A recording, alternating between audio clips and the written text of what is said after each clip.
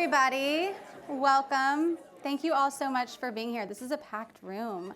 I'm Eleanor Hawkins. I author Axios Communicators, which is a weekly newsletter about communication, but it's specifically about how business leaders, brands, employers communicate with their various audiences and the topics and trends that impact that. And one of those topics that we're going to touch on tonight is how being a responsible business has maybe changed and evolved over time, what it means to be sustainable, what it means to invest responsibly, especially amid this political landscape that we're in. Our first set of guests know a lot about this. Please join me in welcoming Patagonia CEO Ryan Gellert and Chief Impact and Communications Officer Corley Kenna. Hi. Thank you for being here. Thank you so much. Thank you. All right. Thank you all so much for being here. Ryan, I'm going to start with you because you are my favorite type of CEO. That is to say... I thought you were going to say favorite CEO. Favorite type. That is to say that you have a point of view, you are vocal, you're not afraid to write op-eds and post on social media and challenge your peers, maybe challenge the president. So talk to us a little bit about how you view your role as a business leader in this current environment.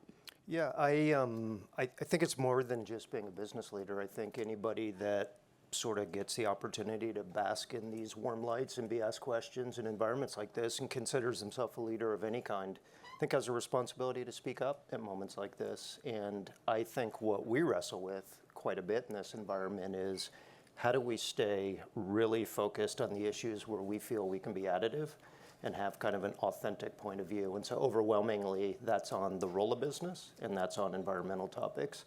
And if you care about protecting the natural world, this is one hell of a target-rich environment right now. Well, and you've got to have some sort of like cost-benefit analysis of how you engage, when you engage, maybe who you engage with. What do you hear from your peers who maybe aren't as vocal as you? I think there's a lot of fear right now. I think there's a lot of fear in the outdoor industry. I think there's a lot of fear across the business sector. You know, it's interesting, the UN put some numbers out, I think coming out this week, if not out already. 97% of CEOs still believe the work they're doing is important and they'll continue at that pace or faster. 88% believe that there's a stronger business case for sustainability now than there was 5 years ago. Only 50% are comfortable talking about anything they're doing right now. That's a huge problem.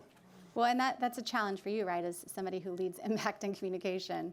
How do you all navigate that? How do you make these decisions? Yes and no. So, and I've thought a lot about this because we get a lot of questions from other companies. How do we make these decisions about when we should speak up? And it really comes down to two things. Are we additive and are we credible? If the answer is yes on both, then we should be speaking up. And there's a lot of different forms that can take. Mostly when we speak up, speak out, it's about how we engage our community. And I think we've been doing it now for so long that there's truly an expectation from our colleagues and our customers and larger communities around them that we take action on the issues that matter most. Just drilling down on the communication piece, ESG. What do you make of that term? Should we still use it? Is it helpful? Should we have ever used it? We've never used it. And I actually think it's part of the kind of special sauce is we haven't relied on the acronyms, on sort of corporate trends and fads. We do business in a way that treats our community like friends and equals. Our founder has always wanted to do business differently on his own terms. And we are looking out for our planet and for our communities. And so, yeah, it's not about ESG or anything else. It's about doing the right thing as a company. One of the things that you all also rely on is this belief that consumers will buy into environment first messaging, right? There's the famous Don't Buy This Jacket campaign. A few years back, you donated 100% of Black Friday proceeds back to environmental causes. So which audiences are most interested? And then how do you think about expanding beyond just that core outdoors audience? Like, how do you grow and expand? Yeah, I mean, I'll start by saying I think the Don't Buy This Jacket ad's probably one of the most often quoted and referenced. And misunderstood ads, misunderstood things we've ever done. Don't buy this jacket was the headline. There was a picture of a particular jacket. It was our best-selling jacket at that time in 2000, I believe, 11.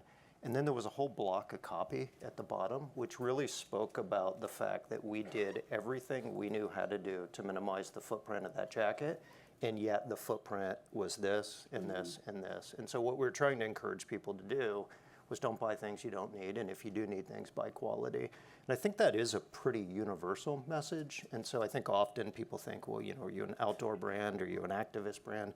We're a company that makes products, technical products, most of them, for people who love surfing, fly fishing, alpine climbing, mountaineering, snow sports, and otherwise. And we understand that, if you're a snowboarder on Saturday, you're a snowboarder on Wednesday, if you're traveling at work and otherwise, and that's our point of view. We've got a set of values that are much more broad than that, but we don't really target customers per se. We just make things for sport communities. And in order for those sport communities to continue, they need access to lands, maybe national parks. A huge initiative of yours has been protecting and preserving public land, pushing back against this administration. In 2017, you filed a lawsuit, and you actually saw an uptick in sales after that.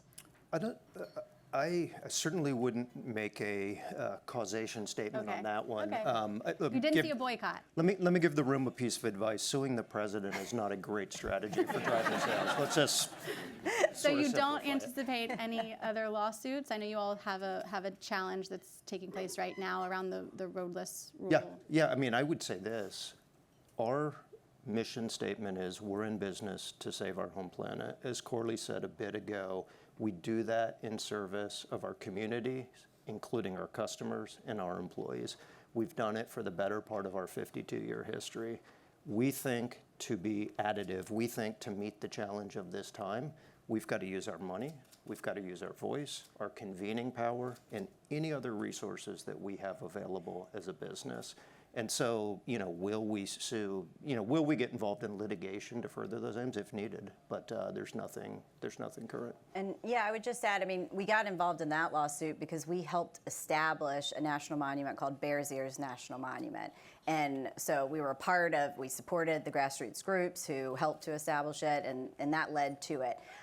Most recently, you just mentioned the roadless rule. Well, our community, I think, has an expectation that the roadless rule, which hasn't actually been all that controversial and has worked pretty darn well, that we would stand up for it. So we asked our community to submit a comment. We tried to make it as easy as possible for them. I think 22,000 people in our community submitted a comment. So people want this. They expect it. And it can work. I think there were 190,000 total comments. And so I think, the work that we did via ActionWorks and social media was about, 15% of that? And we know that these protecting nature, these environmental issues are favored across the aisle. They're kind of winning issues for both Republicans and Democrats. So why don't you see more companies joining forces and pushing back? I think we do. I think there's maybe not as many big companies that everybody's reading about in the paper, but there are. We started when it was clear that public lands in America were going to be under threat. We partnered with Conservation Alliance to stand up something called Brands for Public Lands. You may know the current count of brands that are in it. It's 125? More than 100, 98 of which joined a sign-on letter to say, keep this roadless rule. So they're acting. Yeah. So I think across the outdoor industry, across hunting, fishing, I think this is an issue that across the country people have very strong feelings about and are overwhelmingly in support of protecting our public lands. I think it's one of the very few issues right now that doesn't feel all that politically charged or polarized. Politically charged, probably; polarized, less so. And I think that we're spending a lot of time with the hunt and fish community trying to build alliances and figure out how we can kind of hold the line on this. I do think, there's a lot of press about the reconciliation bill, the threats to public lands, a little bit of press around the fact that was averted. It's evil never sleeps. This is all day, all the time. So I feel like our public lands, access to them, and the resources on them are under constant threat. One thing that we've found in our Axios reporting, we do a reputation ranking every year with the Harris poll. Patagonia always ranks pretty high on the list, if not in the top slot. And you also seem to be really favored among Republicans and Democrats. So what is the secret? What is the secret to appealing to everyone? One, I think it's about that authenticity. It's about using our voice when, again, we're really adding to it and we're helping to solve problems. I think our community also understands our business literally depends on a healthy planet and these places being protected. That gives us a bit of permission to engage in it. And I think the tone matters a lot. We try to be really intentional with our words. We're not trying to add more add more logs to a fire, but we are trying to make progress and to be really clear in that, and I think it helps. You're oftentimes first movers. I mean, do you hear when I'm talking to CCOs, they always say, yeah, I look to my peers, or I wait to see what this CEO is going to say or what this company does. You kind of seem to be that company that people look to. What is that pressure like? What have you learned from being a first mover? There's a lot of pressure internally on a lot of different issues. And I think I've been at Patagonia for 9 years now, and that expectation has changed a lot. We know we have to work hard to earn the trust of our colleagues and customers every single day. We don't take that for granted. And we also know there's a lot of different ways that we can speak out. And so some issues make sense for us to engage our community on, and sometimes it's about internally reassuring our colleagues, we understand this is real, this is happening, and here's what we're doing about it. It doesn't mean that we need an entire brand campaign around it also. And so, but that pressure changes a lot, and it is especially internally lately. Yeah. From all sides. Yeah, I would just add to that. I think reputation and trust, they're things that are built, take forever to build and seconds to blow up. And so I think we take it really seriously, and I think particularly on the internal side, it's just constant communication and not a lot of sound bites, but unpack the nuance of complicated conversations. You talk about reputation. A book just came out about the founding of Patagonia. I know you all didn't pitch the book, but you also didn't stiff arm the author and say, we will not participate. Talk to me about that decision to engage around this book, Dirtbag Billionaire. I'll go quick. So David Gellis at the New York Times approached me. He had the exclusive when our founders said they were going to give away the financial value of the company, so he knew us well. He had written, his most recent book was about capitalism, and he was looking for a different take on that, and so he asked me about it.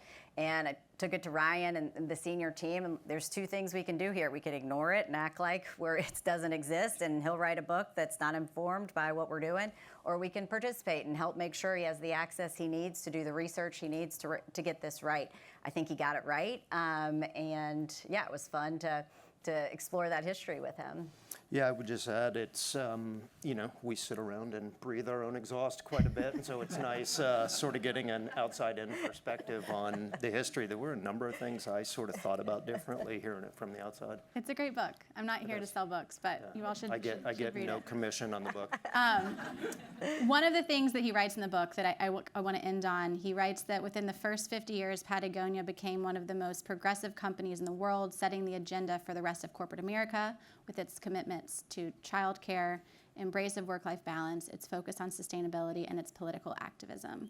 What agenda-setting plans do you have for the next 50 years? I think for us, we talk about this a lot, and we specifically spent a lot of time on this topic as we were contemplating the restructure. The family, I think it's been written about a bunch, didn't say this is the structure we want to put in place. They said this is the problem we want to solve. And the twin problems were they wanted Patagonia to continue to exist in the world and be governed by the values that they had imbued it with, and they wanted to cash flow the environment in much bigger ways right now. And so that was a problem to solve. That was the structure that we put in place was the solution. I think at that 50-year mark, which was about where we were at, what we really thought deeply about was the amount of money we've given away or could give away, the eco-innovation we've done in open source. Those are small things compared to just trying to operate a more responsible, however imperfect business. And that, I think, is going to ground the answer to that question as we look at the next 50. All right, we'll leave it there. Thank you both so much. Thank you. We'll welcome Axios publisher Nicholas Johnson to the stage. Thank you.